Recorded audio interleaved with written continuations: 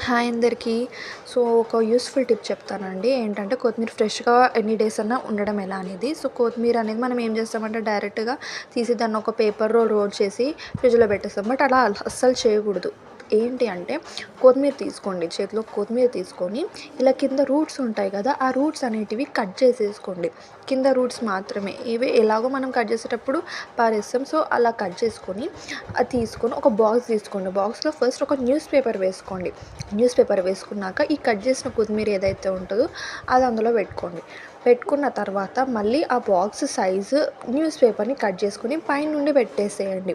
పైనుండి కవర్ చేసేయండి. ఇలా చేయడం వల్ల నిజంగా చెప్తున్నానండి కొత్తిమీర ఎన్ని డేస్ అంటే అన్ని డేస్ ఫ్రెష్ ఉంటది. ఇక్కడ నేను సైడ్ పెట్టుకున్న కొత్తిమీర ఏంటంటే లాస్ట్ వీక్‌ది ఇది. చూడండి నేను ఇదే ప్రాసెస్ చేశాను. కొత్తిమీర ఎంత ఫ్రెష్‌గా ఎక్కడ కూడా బ్లాక్ అవ్వకుండా, వాడిపోకుండా చాలా అంటే చాలా ఫ్రెష్‌గా ఉంది. నేను ఇదే ప్రాసెస్ ఫాలో అవుతాను. ఇది అందరికీ తెలిసుండొచ్చు. బట్ తెలియని వాళ్ళ కోసం నేను ఈ టిప్ అనేది నేను షేర్ చేస్తున్నాను. ఇలా మొత్తం పెట్టేసుకొని పేపర్ పెట్టి లిడ్ పెట్టేసుకొని ఫ్రిడ్జ్‌లో పెట్టుకోండి. లేకపోతే పక్కకు పెట్టుకోవచ్చు ఫ్రిడ్జ్‌లో లేని వాళ్ళన్నా.